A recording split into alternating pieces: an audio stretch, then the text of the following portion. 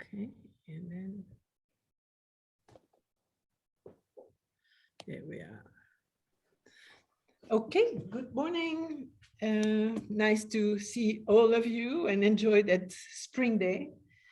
Today we're going to talk about something I'm sure you never heard of, which is the style troubadour style. I'm just going to go through the history of that style. And then the second part, that the only link with it is the fact that it's also Romanticism, is going to be Goya and his dark Romanticism. So the style troubadour comes from the French term troubadour, who was in the Middle Age a composer and performer of old Occitan lyric poetry during the Middle Ages. Occitan being one of the two languages that were spoken in France, the langue d'oc, OC, was in the southern part of France. So whatever is left of the langue d'oc is Provençal nowadays. So when you hear people in the South, local people, they speak what is as close as was to the langue d'oc. Now, in France, you have these troubadours, where literally people, poets and singers, that would go from court to court. And let me see, because I forgot to mute my participants, and that's a very bad idea. Okay. So the troubadour used to go from court to court, you know, little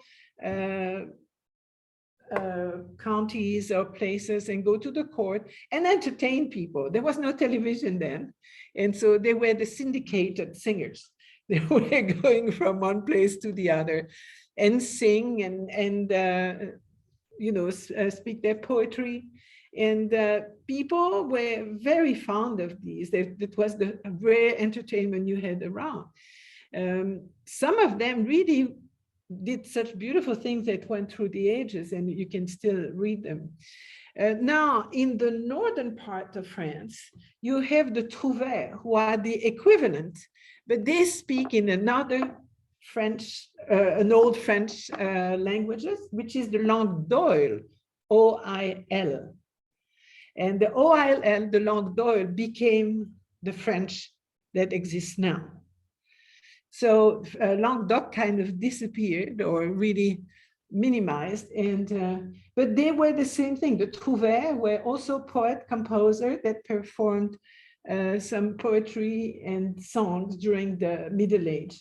But this is in the northern part of France. So that's just an interesting thing, because even a lot of French people don't know the difference between the two.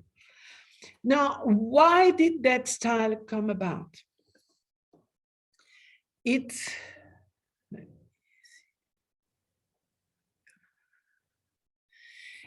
Mostly it was a result of what happened during the French Revolution.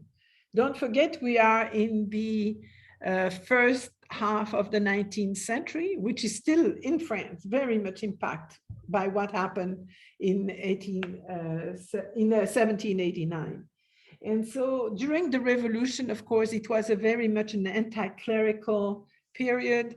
They were totally out of, I mean, they hated most of the time the Catholic Church. They dismantled the monasteries. They went into the churches and looted what existed in the church. And they had treasures, we have to realize. Often the church were emptied and became a warehouse, literally.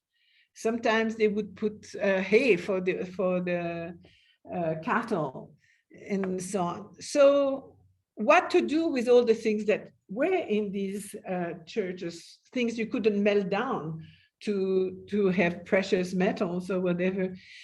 If it wasn't demolished, and very quickly some people that were much more moderate realized that there were beautiful things in these churches. And so they, in Paris, for example, they started gathering these extraordinary tombs that that existed in Saint-Denis Abbey Church, for example, where all the kings of France were buried. They had these beautiful monuments. And but also you can see some here. This is of course a painting representing this.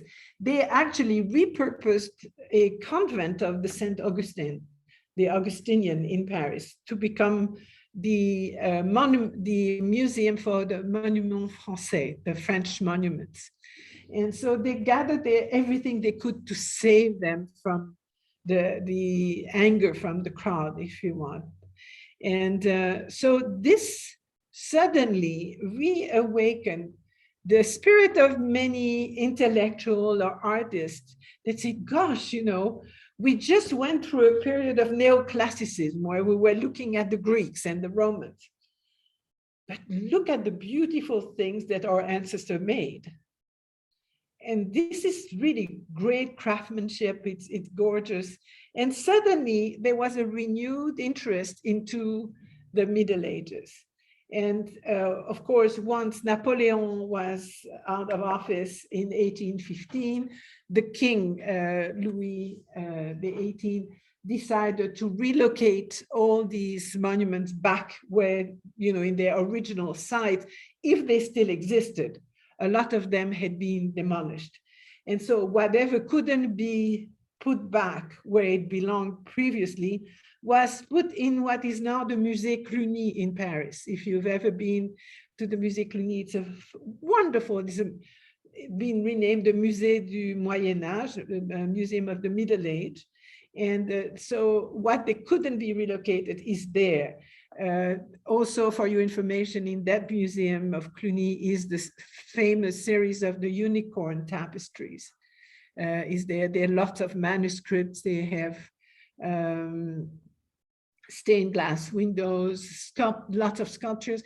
The old sculptures that were adorning the facade of Notre Dame of all the kings. They had the row with all the kings on the facade, were demolished during the revolution, and they were interred, and they dug them out, and they are now in Cluny, so you can see the old original heads and bodies, because they've been decapitated, heads and bodies of the old kings in stone, of course. So that's one of the reasons, but there are many things, including the book written by Chateaubriand, a very famous French author, of the Génie du Christianisme, the genius of Christianity. That's a work that he wrote during his exile in England in the 1790s, where he really comes to the defense of the Catholic faith, as I mentioned, was under attack during the French Revolution. It was first published in France in 1802, and when Chateaubriand had taken advantage of Napoleon's amnesty and was able to come back to France. And this really was published widely in France, and people looked at it, and he really is a very charismatic writer, if you want. He's very convincing, and so a lot of people looked again at Christianity and all the good things that Christianity did too. So these two things were part of the reason that brought the style Troubadour that we'll see in a minute. Just looking at some of the, let me get my pointer there, because I forgot to put it on. The timeline for some of these painters. There are more, of course, than what I'm what I'm showing here, but these are the ones I picked. And so we have, I keep David there because it's a reference, if you want. He's a neoclassical, the great neoclassical painter in France that will live, but in exile in Brussels until 25. He was exiled at the restoration of the French monarchy. So he passed the last 10 years in Brussels. But we'll see a few works by Fleury-François Richard, Pierre Révoil, and then the two important figures, and we see them coming back through different movements, is Ingres and Delacroix. Ingres who always refused to ever be called a romantic. He hated the romantics, but his style in this case belongs to Romanticism far more than to neoclassicism. Delacroix, of course, also an extraordinary painter who is looking for inspiration. You know, he has his own style. He participated, as did Ingres, to the Orientalist movement, and because he went to North Africa, discovered the beautiful light and the great colors that were around him there. But we'll see that both of them, is it always because the patrons wanted to hear? It's always difficult what triggers. Is it inspiration, spontaneous inspiration that come from these artists? Or is it a demand from patrons that want that kind of art too? And then we have in different colors because it shows a different nationality. We have Bonington, who spent most of his career, by the way, in France. He's English born. Very short life, as you can see, unfortunately. Superb artist who actually befriended Delacroix and introduced Delacroix to English artists such as Constable and Turner. But Bonington is also going to make a few works, the style Troubador. And then we have Francesco Hayes, who is an Italian painter, who also did some of these work. And then the second part of this presentation, we'll talk about Francisco Goya. I'm mixing up my languages here. So look at the precursors, and it's Fleury-François Richard. He was born in Lyon, and that had suffered a lot during the revolution. Then he went to Paris and entered the studio of Jacques-Louis David. So he had the studio of Jacques-Louis David was tremendous, had an enormous amount of artists. Many of them became quite successful. But then he rejected the idea of neoclassicism and went his own way. And part of his style is really at that time that inspiration from the Middle Ages. As you can see, the style of the painting is very pretty. It looks like enamel. The way that he uses the colors are very deep, if you want. He must use a lot of layers of paint to come to that depth. The story shows Valentine of Milan. Valentine of Milan, who was the sovereign Countess of Vertu and the Duchess Consort of Orleans, was the wife of Louis de Valois, Duke of Orleans, who was himself the younger brother of Charles VI of France. And she, unfortunately, she lost her husband when he was murdered. Murder that was orchestrated by his cousin, John the Fearless, who was Duke of Burgundy. There were lots of murders at that time. And so what we see here is Valentine of Milan crying next to her beautiful stained glass window while she's reading. She unfortunately didn't survive her husband very long, only about a year before she died at the young age of 40. And what you see written beside the painting there is rien ne m'est plus, plus ne m'est rien, which is translated in English is naught is left me, I am myself not. It means that she has lost everything. Nothing is meaningful to her anymore after the death of her husband. And she had that written on her tomb. So what we see is that romantic feeling, if you want, is that really longing for the dead husband, very typical of the romantic movement. And but in a style that is different than what you see mostly with the romantic painters. It's a very precise, very meticulous style, a very old-fashioned in a sense. So they mimic a little bit the paintings that were made by what they called at the time the primitives, that were very beautiful, almost lacquered type of painting. Another by Richard is Montaigne and Tasso. Both writers, Montaigne being the celebrated French writer who was known for launching a new style, which was the essay.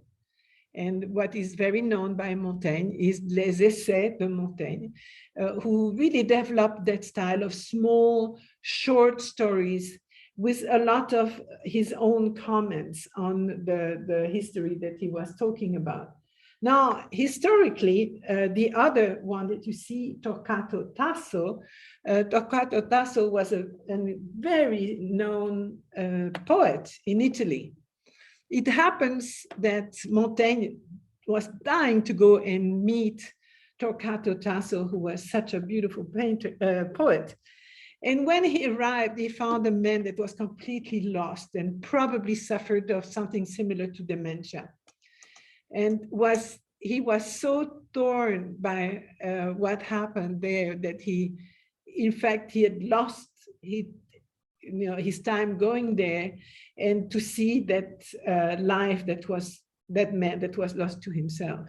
And so this is the tragic moment where you see Montaigne on the left, that's coming down with his beautiful clothes, comes down into that very dark room where Torquato is absolutely in delirium, if you want, not knowing what he does.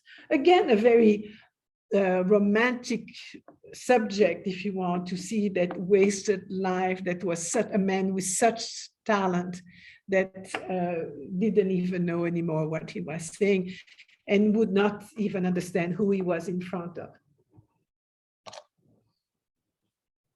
You know what age this would have, how old they would have been at the time? This was toward the end. But Torquato Tasso died at the age of 50. So he must have been in his 40s by the time. Yeah.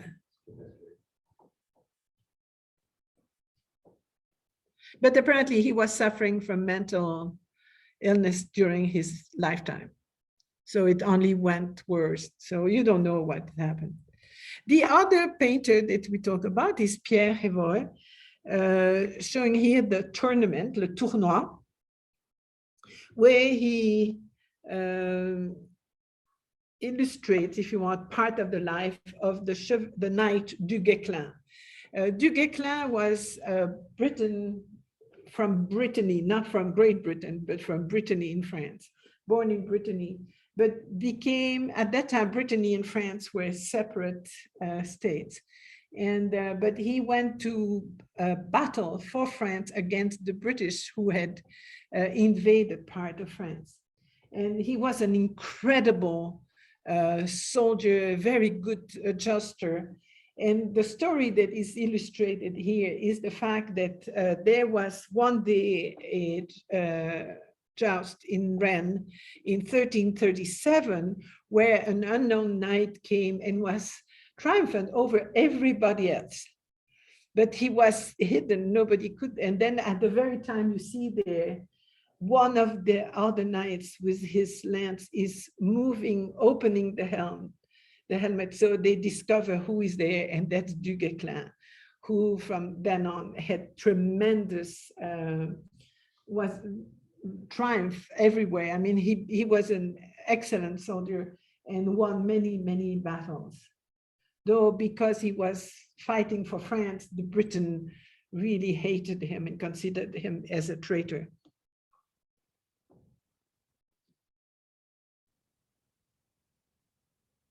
He also, by the way, studied with Jacques-Louis David, that painter. And here is another picture, again, showing a story of night. And this is always wonderful to see how they interpret the old history, I think really idealizing it quite a bit. So here he shows the Chevalier de Bayard, who is in a bourgeois room. I think it's really high bourgeois when I see the beauty of the bed and the high ceilings, that this is a castle, this is not a little house. And what happened is he was wounded after the siege of Brescia in 1512. His soldier took him to that house and kind of forced themselves in and said, you know, we need to take care of that man. And so he was there, but there were some young ladies in the household and they entertained him day and night with playing music and so on. And he became quite fond of them, so much so that when he was more or less rehabbed, he left the place and gave them back the money that the parents had to give them as a ransom, gave them back to the girls so that they, as a dowry when they wanted to get married.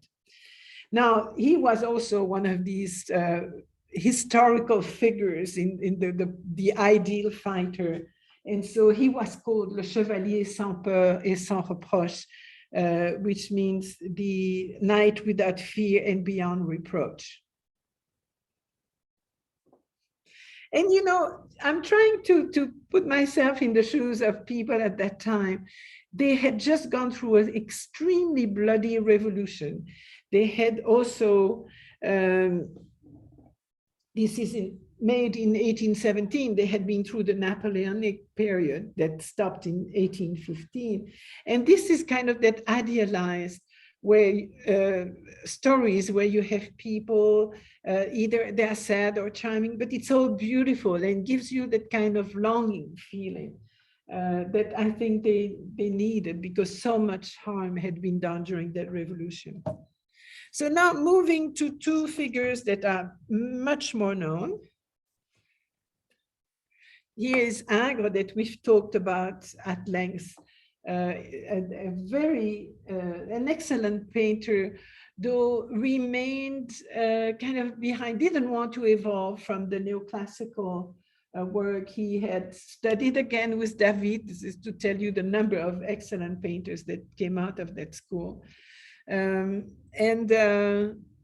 had gone to Rome a little late after winning the Grand Prix, the great prize of Rome. And then died at the age of 86, so had a pretty long and fruitful life. So he is also going to show some works that are looking back. In this case, it's more the Renaissance. And this portrait, Raphael, the painter Raphael, was on his lap, his mistress, La Fornarina, who he was really known to absolutely adore. She was the daughter of a baker.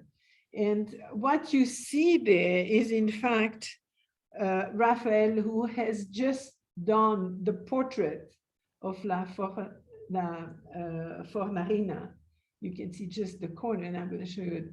And in the back is one of his famous paintings of the Virgin and Child that he was so known for.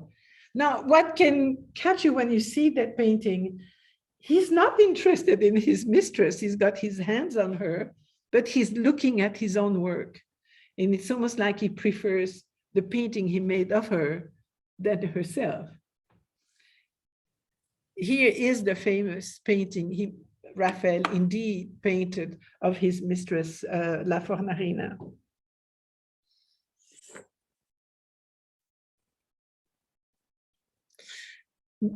Ingres is known to have a tremendous technique. He was really extraordinary. Look at the way he treats the textures, the velvet of the clothes of La Fornarina. Also, beautiful sense of light touch for the skin and the flesh of his sitters.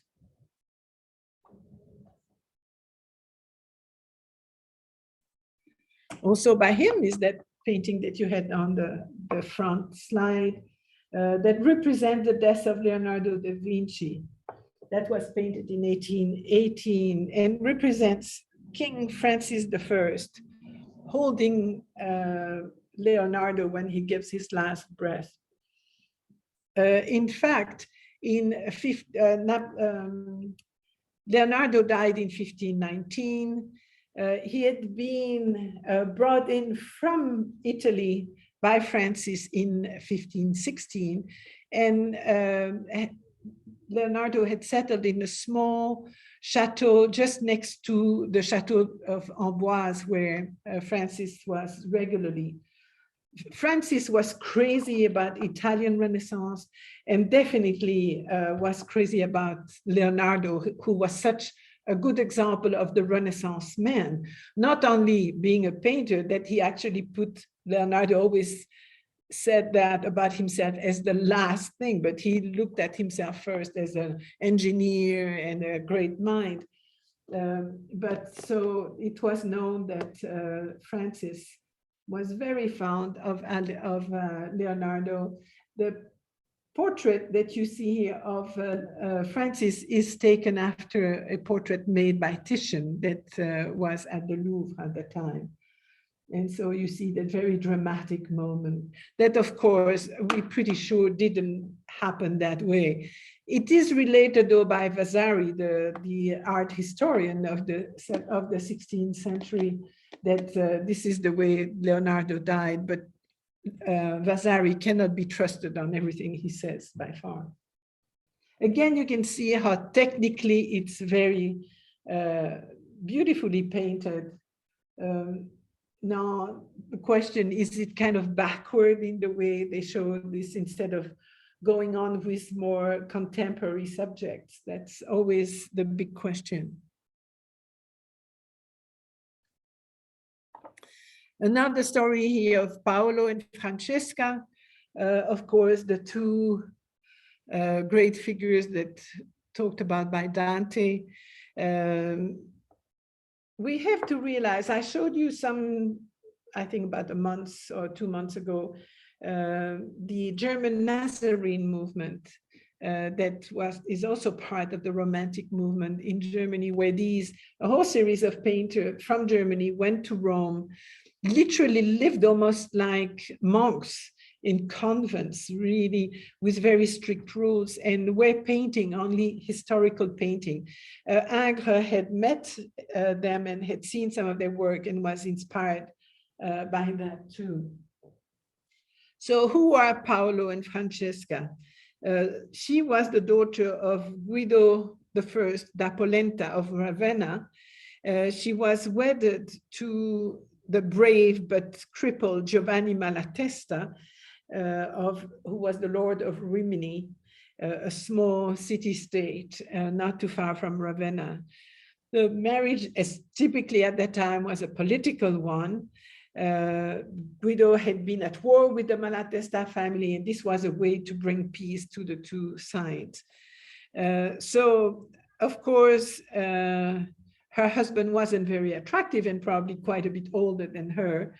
And while she was in Rimini, she fell in love with Giovanni's younger brother, who was himself married, but they managed to carry an affair for about 10 years until Giovanni ultimately surprised them in her bedroom and killed them both. And this is what you see. By the way, that's the story, of course. Dante talks about the couple as being one of the layers of the Inferno. Adultery was part of the layer of Inferno, and you have some beautiful illustration, often by Blake. One is an example of the two lovers being taken in the torment of the Inferno of hell. But it's also part of Rodin. The famous statue of the kiss is in fact an illustration of Paolo and Francesca. So you know them better than you think. And here, of course, you see the poor lame husband coming in and discovering that affair.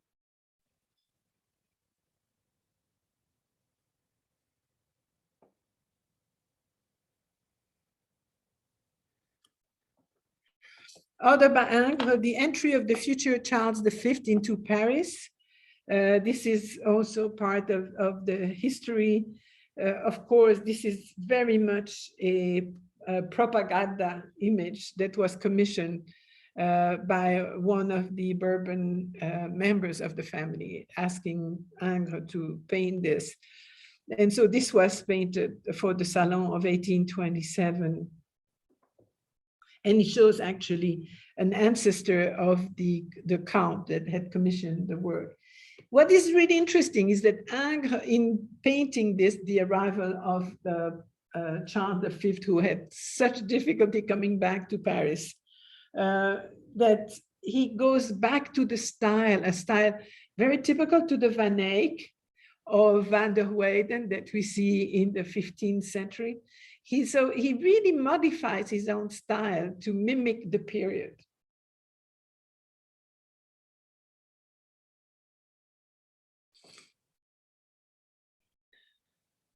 And this is always contemporary with the 100-Year War between the French and the British. Other work by him, the Don Pedro of Toledo, kissing the sword of Henry IV.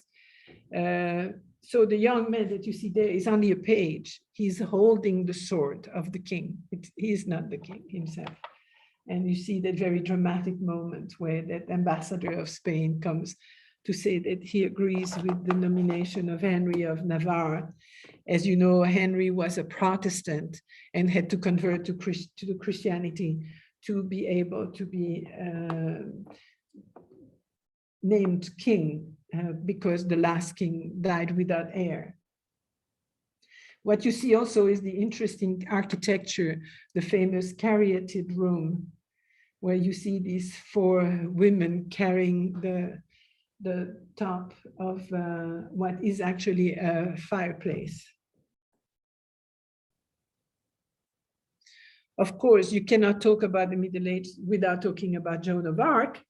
And there she represented by Ingres at the coronation of Charles VII in the Reims Cathedral. And Ingres shows himself there as a donor, which is also interesting because that was so typical of the Middle Ages painting, where the donor or the painter would be witness of his own paintings.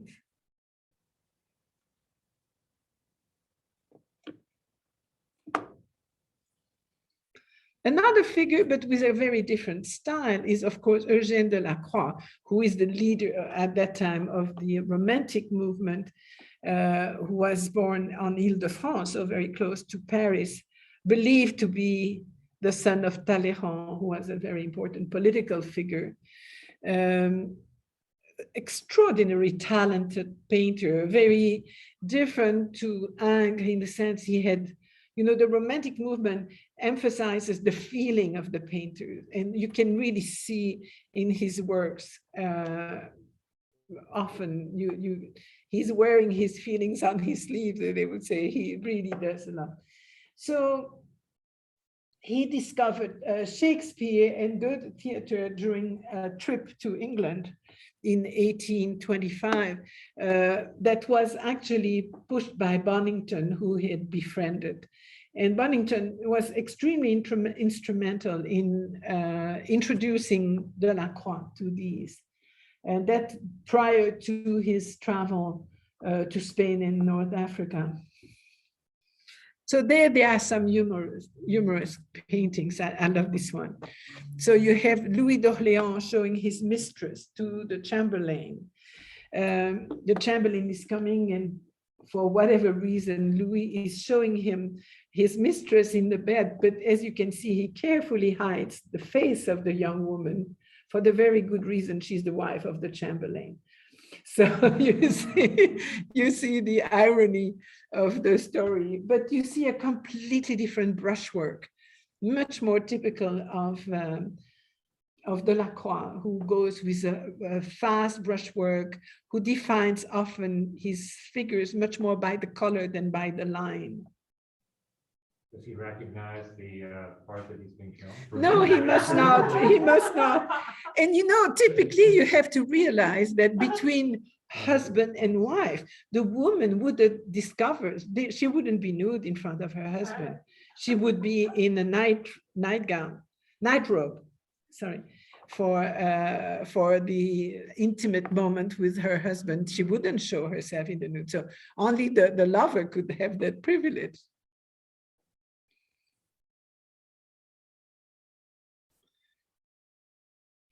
More of the historical here is the execution of the Doge Marino Faliero. This was a big story in Venice. As you know, the Venice was ruled by doges that were elected from the best families in Venice.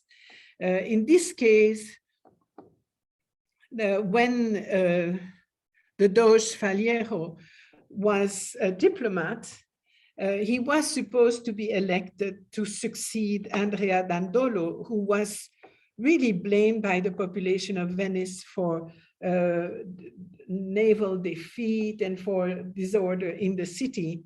And so Faliero, learned that he was probably the successor, but he didn't have the patience to wait to be in fact elected, and he tried a coup. This was discovered, and then they arrested him, and together with people that were supporting him, they were beheaded. And so what you can see is the body there, and you can see a whole series of heads that have already been decapitated there on the right. But in the beautiful decor of the palace of Venice, of the Doge Palace in Venice. So imagine again, people that buy these type of paintings, they would become conversation pieces.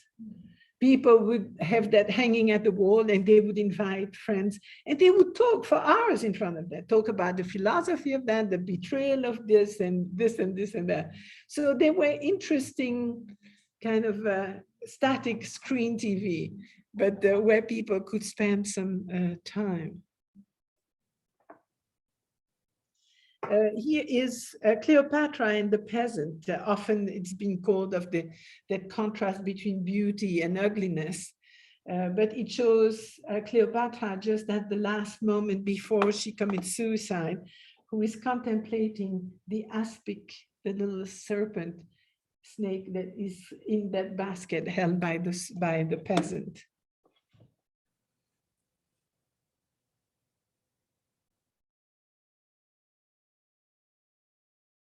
You can see very different technique than and now here Ophelia with Hamlet. So of course, definitely this is a result of having discovered Shakespeare while in England, and Hamlet had crossed the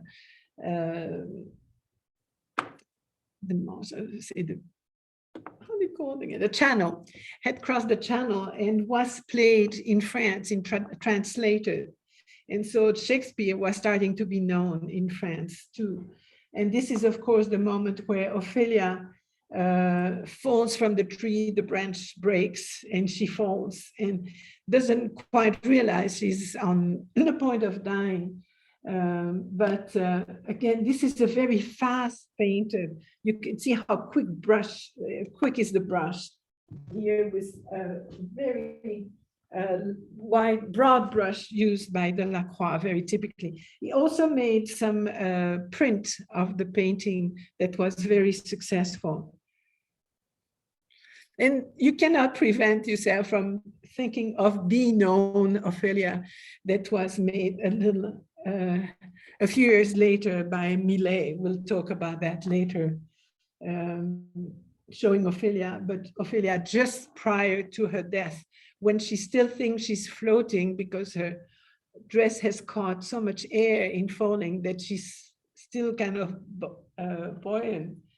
And then the clothes are going to imbibe themselves with water and she's going to sink and die. The story behind this one, and I'll repeat it when I do, but I think it's so interesting. The model for that painting was put in a tub with water, but it was the middle of winter when it was painted, and so they had some oil lamps heating the water to keep it at reasonable temperature. But the painter became so involved in his painting, he forgot about it, and the water became frigid. And the poor girl wouldn't say a word about what was happening. And finally, when they took her off the tub, very quickly she developed pneumonia and was very, very gravely sick after that sitting. So quite interesting, but beautiful representation of Ophelia by Millet. Of course, a pre-Raphaelite who we will, English pre-Raphaelite will study later. By Delacroix, still Hamlet and Horatio in the graveyard. They are coming in and they find that grave digger who is bringing out some skull, and they trying to guess whose skull it could be. And he says it was a woman and she lived at such and such period. He says, no, it was the gesture that I knew. And suddenly he's thinking, of course, that we're all going to die and all going to turn to dust. Very typical Delacroix, sky behind, very tormented.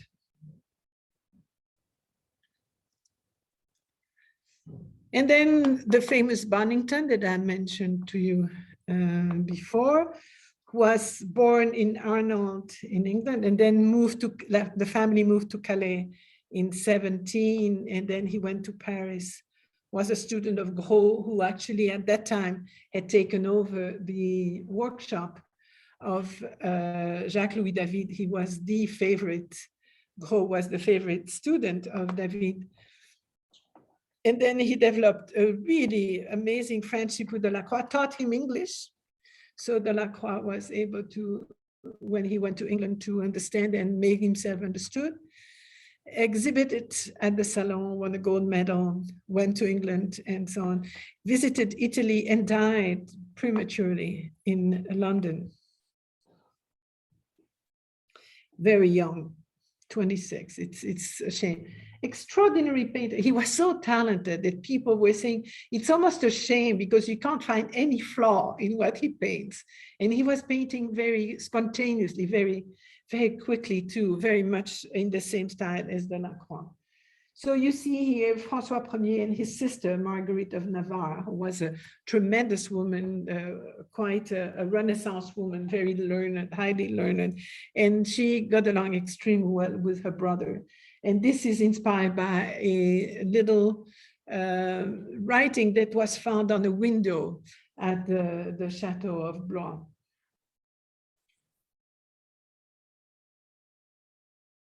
Bonington painted a lot in watercolors and in oil. Here's another of his painting showing Charles V visits Francis I after the Battle of Pavia, where Francis I was beaten by Charles and became his prisoner. So you see a magnanimous Charles standing next to the bed of Francis, who's been wounded. And a lot of biographers of Delacroix mentioned the fact that some of these paintings, and probably the first one, was really a demand, a commission from a patron, and was quick money. They were sometimes when Delacroix found himself between two commissions and needed money to go on, and these were, you know, not very large works, and they were easy to do. Francesco Hayes, born in Venice to a French father, was admitted to the New Academy of Fine Arts. They moved to Rome, traveled to Naples, went to Milan, was appointed director of the Academy of Brera in around Milan, and then died in Milan in 1882. So a long, long career. He is about the only real romantic painter in Italy. Not too many painters of, you know, of quality I found in Italy at the time. He's really the leader of the Italian romantics. And so here you have the kiss. This is again Francesca and Paolo. So very known theme, this just having that love between these two, and you can understand them. These business marriages must have been just terrible. Is the husband lurking with a sword? And then Yeah, he's definitely, you see the silhouette of the husband coming up the stairs. The last kiss of Juliet and Romeo. You all know the story, I don't have to tell you. But again, this is that moment of longing, that love that's going to be lost. And location unknown. yes. Sometimes I find the paintings and there's no way of knowing who it belongs to. That's not always well.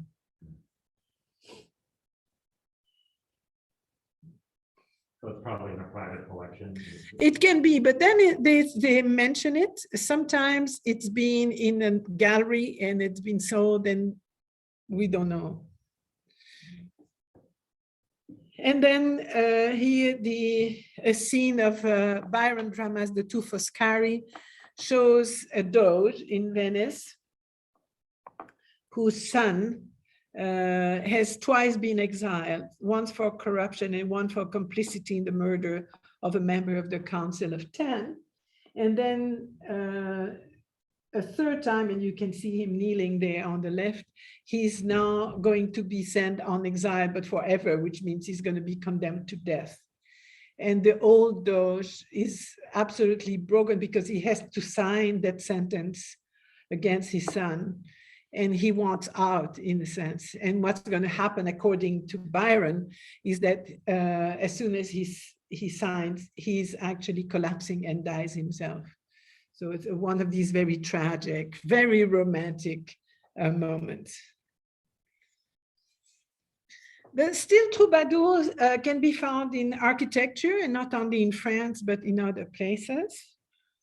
And it's also that kind of looking back at architecture. So you find this, for example, the Chateau de Chanain-la-Poterie, which was built at the end of the 19th century, but with a style that you could find along the Loire Valley, Renaissance and Gothic.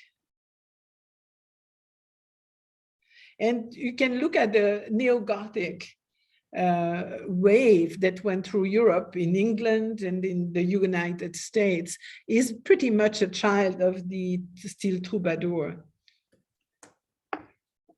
And here, the same Chateau de Pierrefonds, that's the way it was in ruin and then rebuilt by Viollet-le-Duc, who was the same architect who, by the way, restored Notre Dame in Paris. So I'm going to take a little break here if you want. Have a cup of coffee, stretch your legs, give you 5 minutes. We're going to move to Goya. And if you have questions, please unmute yourself and let me know. And here too, of course, if you have questions. No, not good. There we are. So any questions? Turn on the light.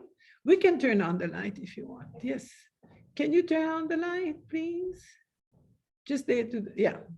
Thank you. So any question on that style? Don't hesitate. No stupid question. Or comment if you feel that you have something to contribute. I'm all for it. People online too. If you want. The pigments, Yes. were they, how were they making them? At that time, it is still natural pigments. I mean, natural, no, because some are chemically made, but they're not yet the little tube. This is going to come really to be used by that time. They've already been invented. They've been invented in 1812 in America. But before they can be used regularly, it's going to be about 1850. And so they still grind their things and go to the local apothecary sometimes and get some of the stones, or sometimes they just brew their own pigments. You know, you get certain flowers. These are rather fugitive. They really are very permanent type of pigment. So it's still the old-fashioned pigment by that time, but they're beautiful. Yeah. Most of the time, they're more permanent than Yeah. the modern ones. Yeah, couple slides ago, I forgot the name of the painting. The two kissing hands. Not that one. That one, yes, yes, that one right there, beautiful pigment. You can see it in her dress. Oh, it's marvelous. And you see this, you look at this and you look, Ingres did that same type of painting when he does portrait. He's marvelous at portrait. That's what I prefer with him, but because he has a sense of the textures that are incredible. But you find that you can go back to literally Van Eyck and have this same incredible understanding, or you go to the Dutch painters of 1650, what they call the fijnschilders, the fine painters, where you have a whole series that describes these type of costume, you know, with the satins and the taffetas are just extraordinary. Was there any contemporary art when any of these artists, they're all painting from the past, you know, like the stories are all from. Yeah, in this particular style, the Troubador, yes, because that's their influence. I mean, that's the influence, that's the inspiration. They look back at the Middle Age. But this is only a very small section, for example, de la Croix or for Ingres. They made lots of other things. I mean, I've seen his. Particularly, Ingres always looks kind of back to the past because he's trained as a neoclassical painter. He looks at the values of the Greek and the Roman and so on. But otherwise, yes, Delacroix is looking much more to contemporary things normally. Okay. When you see his paintings of the North Africa, and so on, this is what was happening at that time. And then he has, you know, he paints allegories like the French, you know, how is it called again? The girl who is wearing, you know, carrying the flag during the Commune. So these are contemporary events that he shows. Just this school, This is that moment, and I explained to you why. It's because suddenly they bring back all these beautiful monuments or objects from the Middle Ages, and they look and they say, wow, this was really pretty. So they start looking back at these histories. But no, from then on, we're going to see after the Romantic movement, you have the Realist movement, which is all from, you know, things of the moment. Yes, okay. People, if you have no question for me, I'm going to put you back up there. And we're going to, let me go back to Goya. So I didn't put Goya's biography because it's long, and we have already talked about it. He was born in Aragon in 1746. Took a while before he could come to Madrid and be recognized, because there was a painter who became his brother-in-law, Francisco Bayeux, who was very known and had that kind of monopoly at the court. So finally, he was able to, thanks to Bayeux, to start working and making mostly cartoon for tapestry, and got a lot of commissions for that, and became known through that. He also met a lot of important people who start asking him to paint other stuff. So the moment that is really, really tough is that in 1792, he became ill. He had left Madrid for a little while without the permission of the king, which was not wise. and went south and wanted to be with some friends, kind of relax a little bit. And he fell ill, very gravely ill, and was ill for 2 years. And unfortunately, the result of that disease is became stone deaf. And I don't know if you've seen people that are completely deaf. It's terrible because it takes them, cuts them completely from society. Not too many people could do the sign language at that time, and there were not all the techniques that we have now. So this impacted his life, and not only was he deaf, but he apparently suffered from terrible nightmares. And it really made him almost a recluse and changed his character completely. So we're looking at these works that were much more romantic in flavor, if you want, but very dark. Prior to that, his paintings were what you would call Rococo.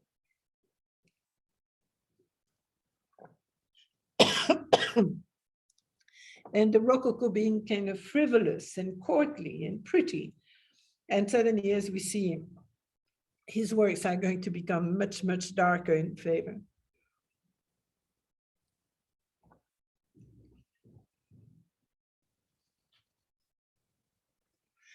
He always showed interest in the bullfights.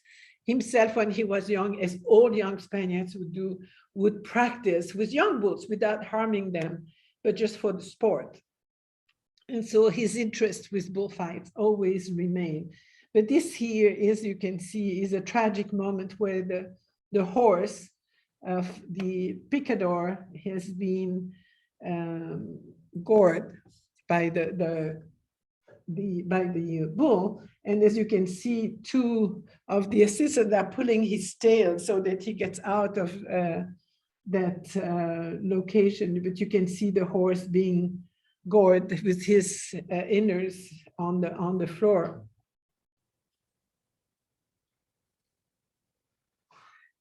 And in 1793, because what happened, he was still sick, but he had to, being part of the academy and being part of the court, he had the duty of producing paintings regularly for the academy. And so he submitted 8 small paintings of scenes like that to the academy. But he started developing some other works. So this is not commissioned. This is something he painted during his convalescence.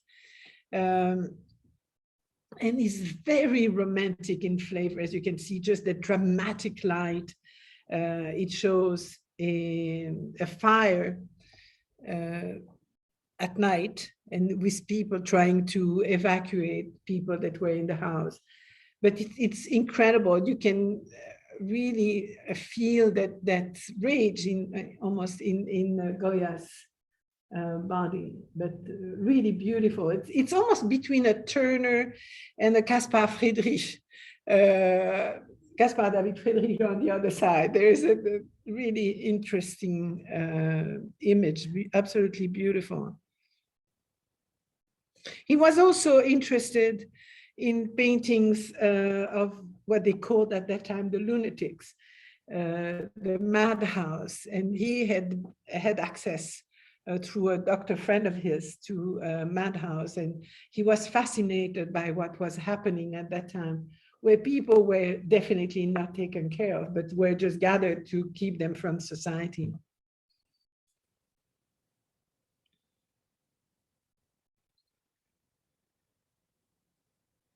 He also was quite a portraitist, and there you can see the hero. This is the matador, Pedro Romeo, who was one of the greatest toreador of all time.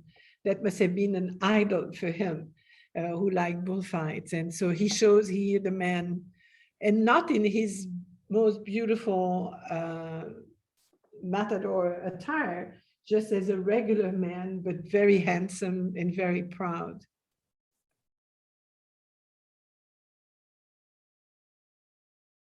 So he's shown here at about age 45, just before he retired from the ring.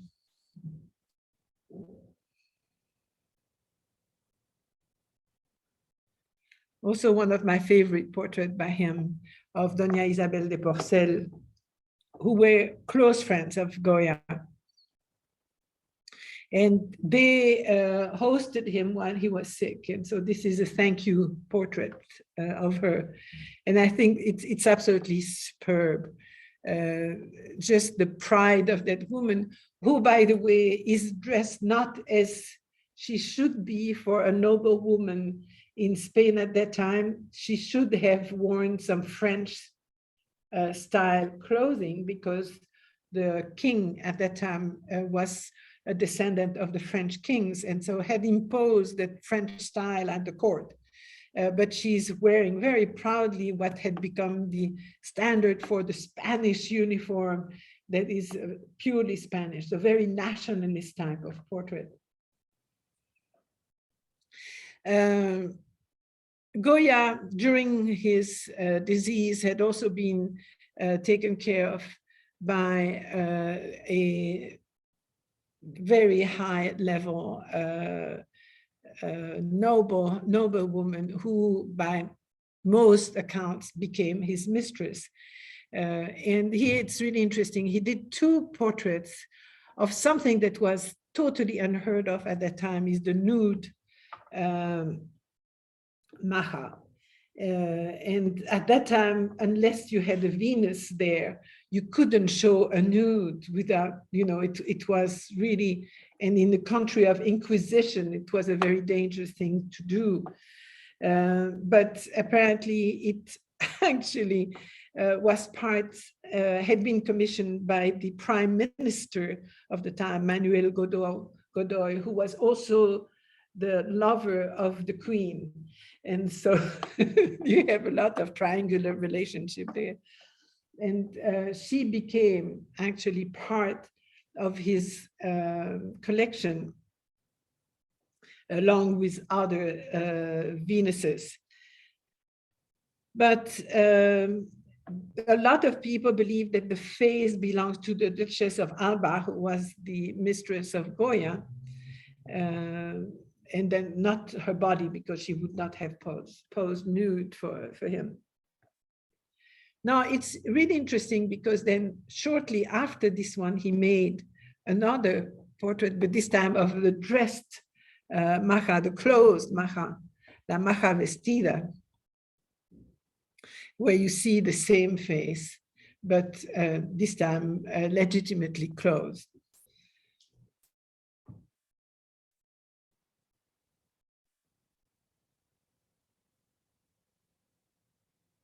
This is going to be quite influential, by the way, on many other painters, just as Manet. And he would do also these kind of romantic scenes of the majas on the balcony. Maja comes from the fact that these were the Spanish women who would dress with that national costume. You had the majos and the majas, and the men behind, as you can see there, have that large hat and the cape that was forbidden, literally was forbidden to be worn, because it could hide a weapon. It could hide a sword. So Goya started a whole series of paintings, some really very strange, that were in effect criticism of the church or criticism of the rulers. Though he was a court painter to the king, he didn't like the regime. He didn't like what was happening at the court. So he's going to do a whole series, and I'm just showing you here a few examples. This is the Witches' Sabbath. It's one of 6 pictures of witches and devils that was painted by Goya for the Alameda of the Duke and Duchess of Osuna, who were very good friends of his, and that used a lot of his paintings to decorate their summer palaces and so on. And so this was paid for only in 1798, though it was painted in 1809. Very similar to some series of engraving and etchings that he will do later. We'll talk about it in a minute, where he talks a lot about witchcraft. These were these old superstition, heathen cult of Pan that was persecuted by the church, but still existed in these remote villages in Spain. And if you go, you have these little villages that are so separate from the cities that you can imagine that they were kind of backward for this type of beliefs. And so Goya really resented that they were gullible enough to believe in these type of witchcraft. In this case, you have a group of fanatics and stupidly credulous women and witches that sit in just across from a huge ram who is demanding one of the children as a sacrifice. And you can see that old woman holding the child who is going to be sacrificed to the ram. On the ground, you can see another body of a dead child.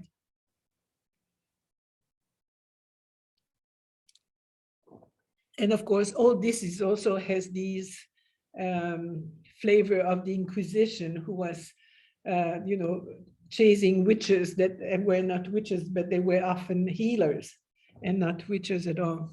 But they had power on the people.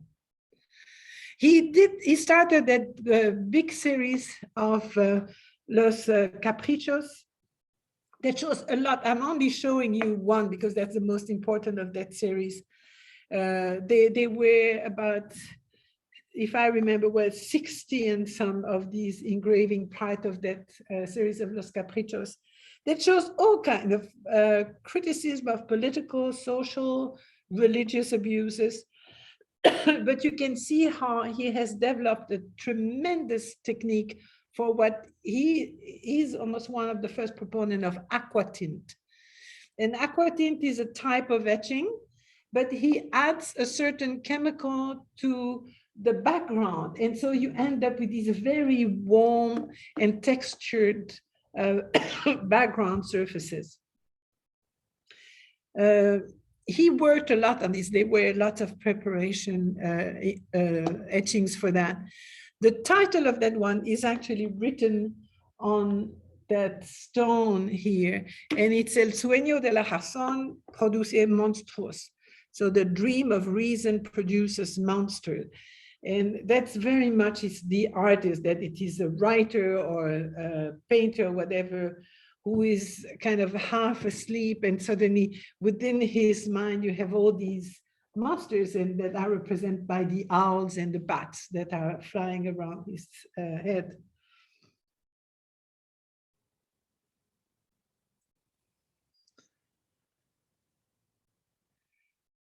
Also, he reacts to history, and the history in 1808 is the invasion of Spain by France.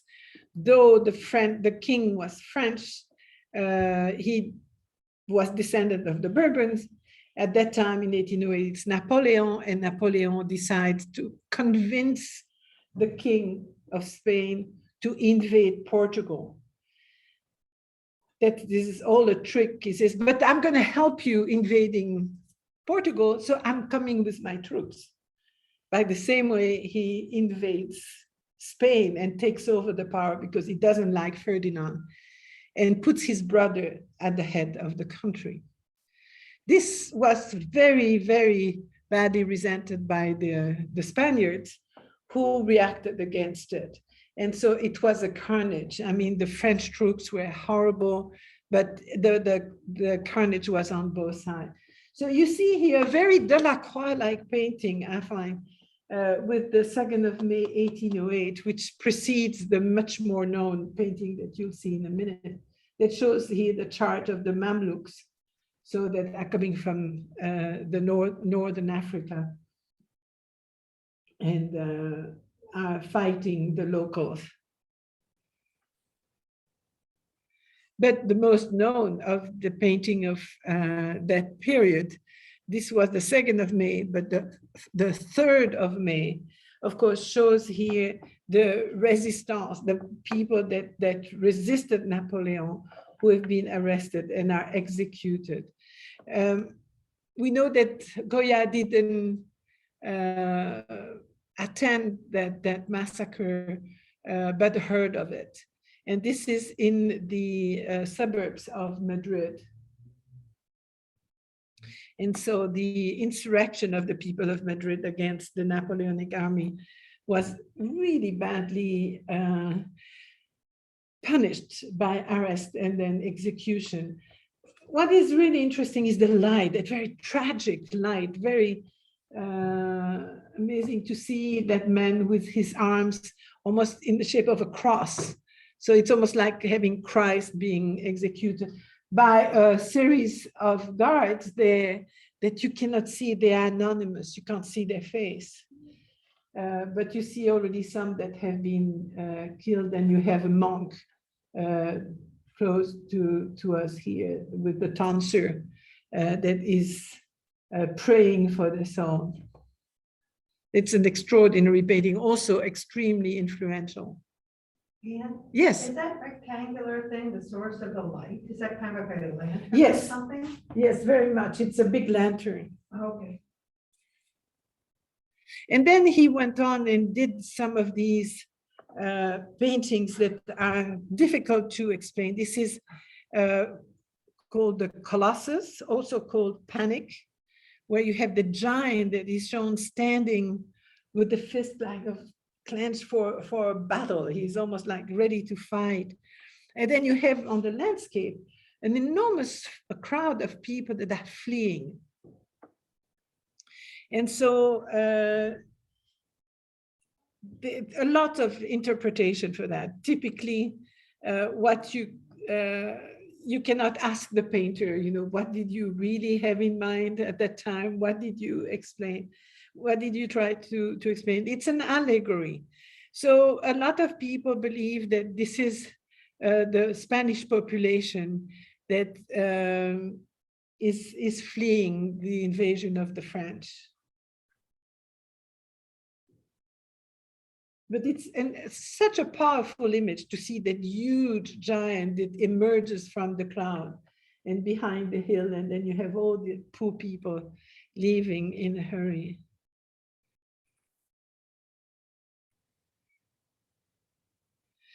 One of the most striking series that he did is the Los Desastres de la Guerra, the disaster of the war, where he really doesn't take really a party against, you know, one or the other, but is more kind of a testament to the horrors of war, what the war engenders, all these deaths, the drama for a family that lose children or parents and so on. And it also has some more ironic things against the church and so on. But some of the images I didn't even bring in here. They're good to make you nightmare for the rest of your days. They're so terrible. So here, I think this one is just beautiful because it's almost like a Christ-like figure. Where you see the mournful foreboding of what's to come. You have that person that's kind of, it's almost like Christ in the Garden of Olives before he's taken prisoner, where he knows he's going to die, and he has that kind of vision and that almost fear. It's absolutely beautiful. And I love the way Goya uses the background, how he really makes it come alive.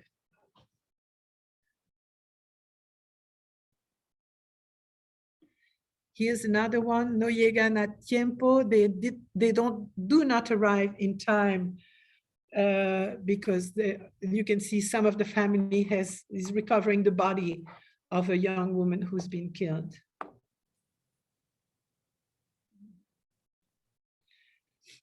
Just starvation killed 20,000 people in the city that year in Madrid.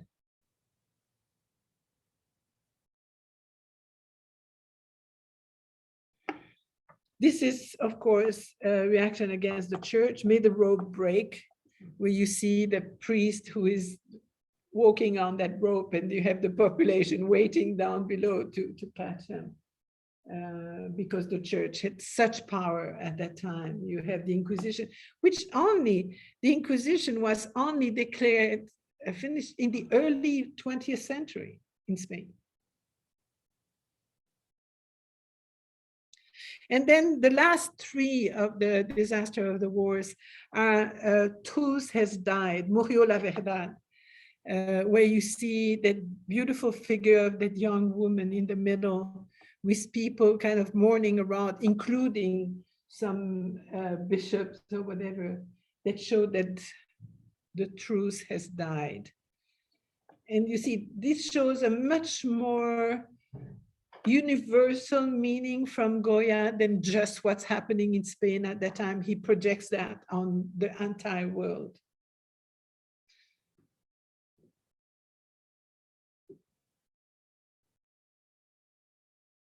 Continuing here is, will she rise again?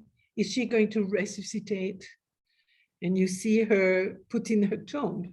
Is she? So there is that kind, the young woman is, of course, Spain. It's his country.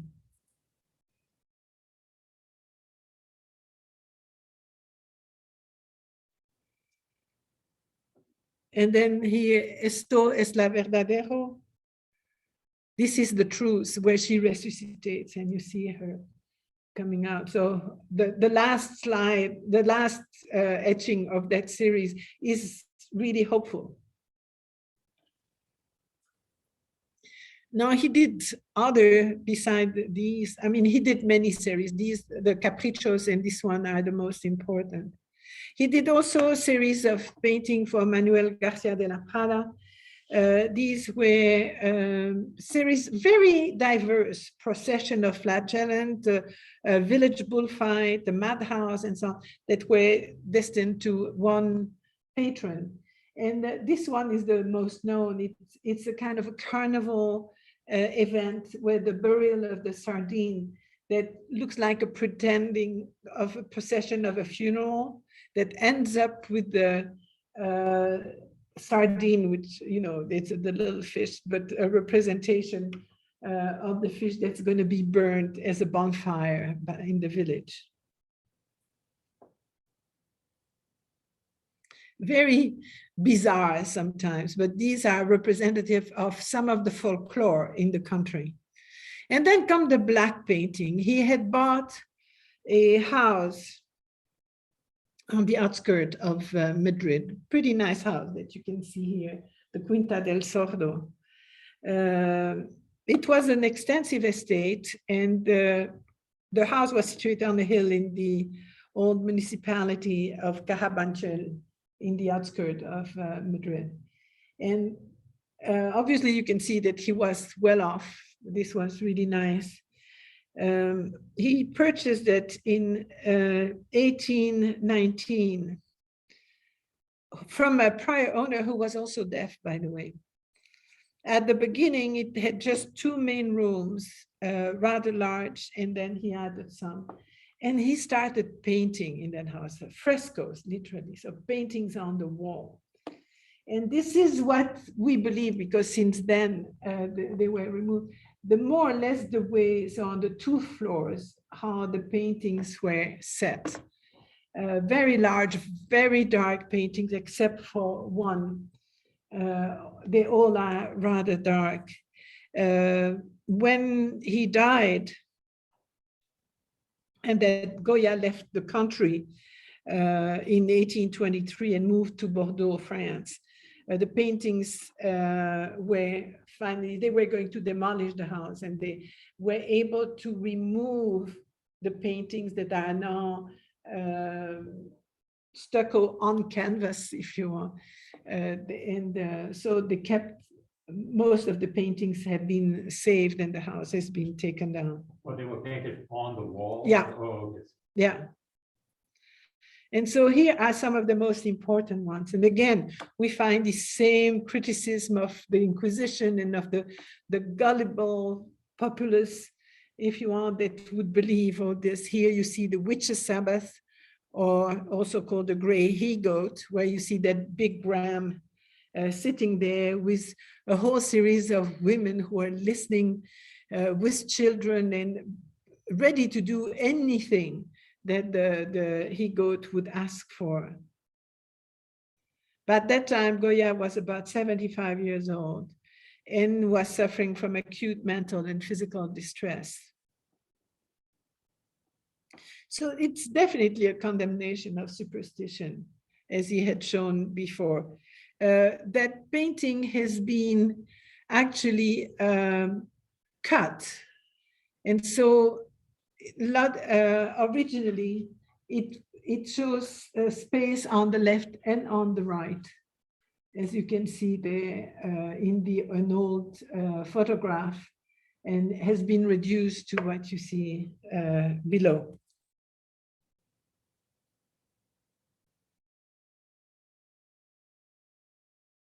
And that was restored in 1874.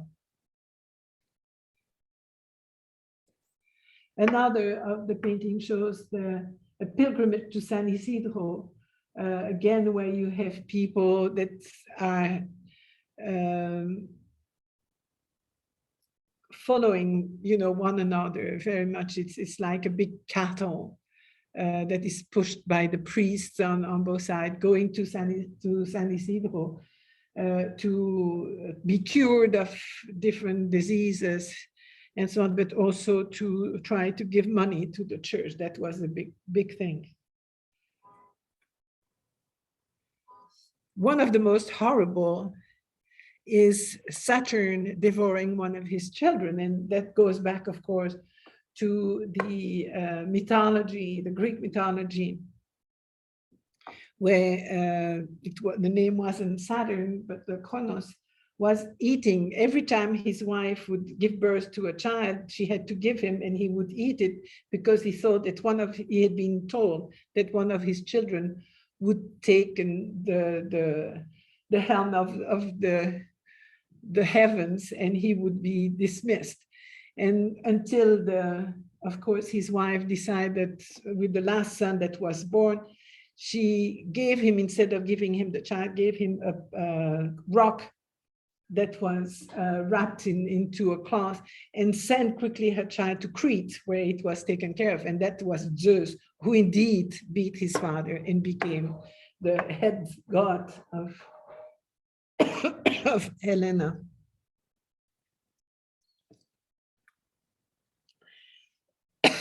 But really interesting next to that painting is that here. Is that adorable little painting on the right that just shows the dog. And it's so incredible compared to the gore and the ugly face that we saw before. This just that little dog lost in the middle of that golden landscape. Quite interesting. And that was on the walls also. So you really feel there that he was suffering from mental illness, to have such big difference between one subject and the other. He almost makes me think, for those of you that read The Petit Prince by Saint-Exupéry, that's the kind of painting that Petit Prince would be decorated with. And then, as I mentioned, he went to France, but before that, he suffered a lot. He moved in 23 to Bordeaux, but here's a painting he made that he offered to the doctor. It's a self-portrait with Dr. Arrieta, who was his physician. And he, as you can see, he holds a glass to his mouth.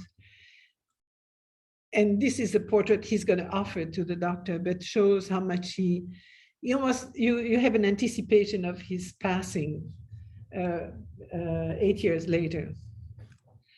So very different character to what we have seen with Romanticism. I give you a little bibliography. These are rather recent works on Goya, nothing on the Troubadors. That it's a little chapter in a big survey book, but hopefully you have enjoyed it. So thank you so very much. And next time we'll talk about the academic painters for the Thursday series. And on Tuesday, I'm talking about the architect Borromini. in Rome. So thank you so much. If you have questions, please, if you can put the light on, I would appreciate. Let me finish the